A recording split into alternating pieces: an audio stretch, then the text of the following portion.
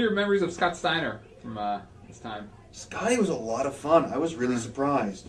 Because I'd always heard horror stories. You know, Steiner's beating shit out of everybody. Yeah. Because I'd even been told one story when I got there from the current trainer, that the trainer before him,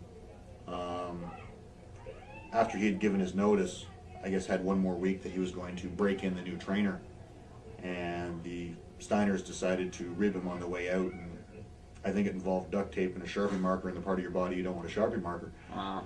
And the new guy on his, this is what you'll have to expect in the future, quit. And I think the office had to talk to everybody with, look, if we're going to have a trainer, we can't abuse him. So that the new guy was hired. So I'd heard these stories, and I'm like, oh God, you know, I have to keep a wide berth to the Steiners. They ended up being really nice. I guess they had mellowed somewhat, but Scotty ended up being a lot of fun. I remember the first thing, because Rick was gone a lot. I think he was off for whatever reason for a lot of it. But there was the one point I was doing one of the live walks to the ring. You know, not the Goldberg thing, but again, I'm walking to the ring all serious and stern like I am. And so I'm sitting there getting all ready, getting my serious face on, and they're like, okay, we got 30 seconds till we're out, 20 seconds till we're live. And just when they say that, Scott Steiner jumps in front of me and starts doing a cheer like a high school cheerleader. You know, go Lance, go, doing this little cheerleading thing, jumping up and down, doing a cheer. Yeah. I'm laughing because I really didn't know Scotty very well at all, and all of a sudden he's just making me die laughing. And the guy's like, we're on in 5, 4, 3, and just as he gets to 2, Scotty just stops and steps off camera. And I'm trying to be serious now, just seeing Scott Steiner do the little, you know, high school cheerleader number. Yeah. I'm like, you bastard. I'm going to be serious now as I walk to the ring. All I can think of is Scotty doing this cheer. So that was really fun. And then I got to do a couple things with Scotty when I was the commissioner for, I think I was commissioner of WCW for like 10 days, where he'd show up and threaten to do stuff and be all mad, and he had the lead pipe. So I remember asking him, like, why do you carry the lead pipe? You're intimidating enough without it. Of all the people, you don't need a lead pipe. I was actually, it was Johnny Ace and I were the first two on the scene to break up the Diamond Dallas Page Scott Steiner fight backstage. Really? Yeah.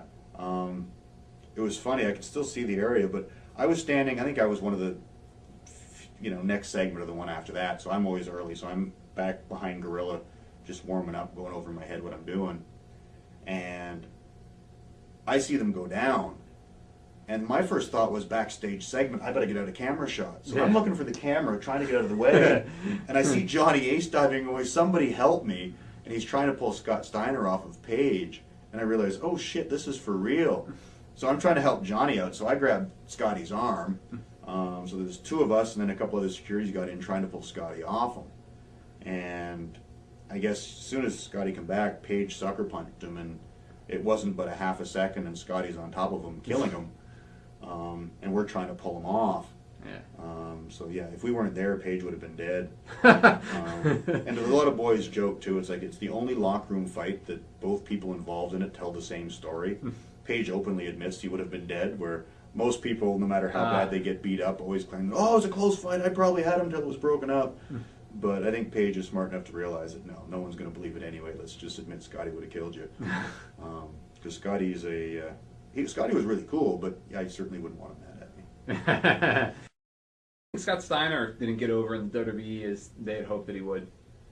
To be honest, I think he was the scapegoat in that he got brought in and was put with Hunter right away.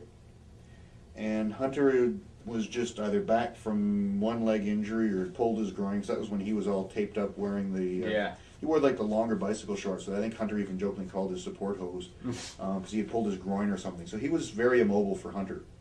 And Scotty had the bad foot at the time. It was bothering him more. So Scotty was kind of immobile. And their matches were really clumsy because of it. And guess where the blame got put? So I think Scotty took the brunt of that, in that, you know, he was right in there. It's like, didn't have a great match with Hunter, therefore it's all Scotty's fault, and we really can't do much with Scotty.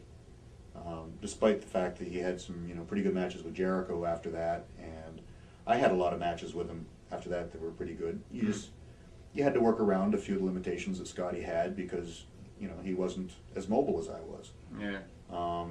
So I could compensate and do all the mobility, where unfortunately at the time Hunter was also fighting a leg or a groin issue and wasn't very mobile. so it didn't go well. Yeah. So I think he sort of got, his first program came in at the top, it didn't go the way they wanted, and they pulled the plug. So I think he really got scapegoated in that respect. I remember one time, who was the agent? Might have been Jack again. I was on the house show with him. It was shortly after that, and it was funny because I remember telling this story to the boys because Jay and I, Christian, used to compare the, you know, you think it's bad, I was buried. I was buried doing this. No, you think that was bad, I had something worse happen stories.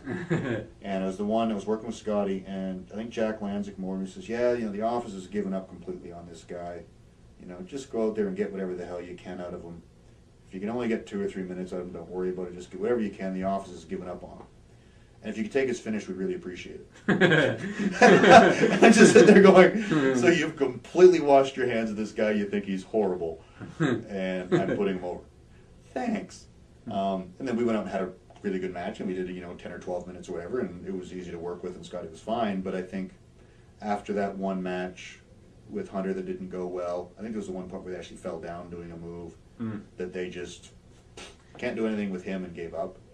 And so, and once they've decided you don't have it anymore, doesn't matter how good you are, they've pulled the plug.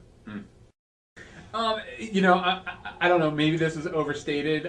You can answer this question. Scott Steiner, he's done a lot of interviews since being in WCW. Doesn't have a lot of kind things to say about Ric Flair. And he says all the guys hated Ric Flair in WCW. Did he have that kind of vibe there, or did Scott have the vibe? No, did Ric Flair have that kind of vibe where nobody liked him, or? I think, and it's not so much Rick. I think it's like anything in wrestling. There's always the two camps. Yeah. And anyone on top in wrestling too. I think if you're the one fighting for that top spot and he's the one that takes it, he's the backstabbing son of a bitch that kept you down. Yeah. I think that is probably where a lot of it came from. Although I was just not that long ago, I watched a Clash of Champions, and it was a single match with Scott and Rick. Yeah. And I remember hearing the stories that was sort of the Scott was getting over huge. He was really, you know, with the Steiner brother thing, and they were considering giving him a singles push. And this was sort of a dry run test run. The match sucked.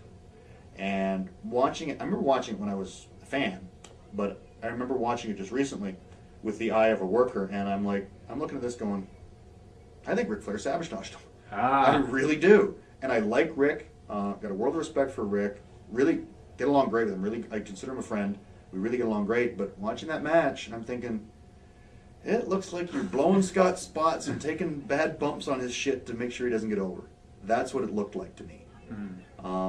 And again, if you read Ric Flair's book, there's a point in time too where he has some real anxiety, confidence issues and stuff, and maybe that was around that time too where he was, you know, buried so many times and tried to be shipped off for, you know, you're not any good. You know, Russo buried him, and who's the other guy?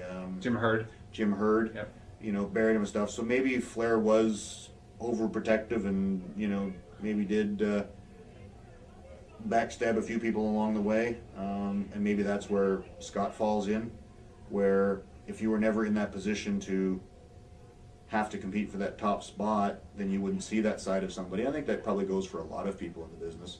Yeah. So Rick was always fabulous to me, and most of the people I talked to respected Rick as being, you know, the experienced veteran, legend, whatever you will. But if Scott's of the impression that Rick sabotaged him and hates him for it, I think there might be some truth in that. Because watching that match, if anybody else wants to go back and find whatever Clash of Champions it was, it seemed to be every time Scott would get something going, Rick would cut him off and force him. And I think too, it's a bad pairing in that Rick has great matches, but it's always his match and paced the way that he wants it. There's a certain style to a Ric Flair match, and Scotty at the time was getting over doing a completely different thing. And they didn't gel well together, which might have been part of it, but watching it, boy, I'd take Scotty's side on that argument, I'm afraid.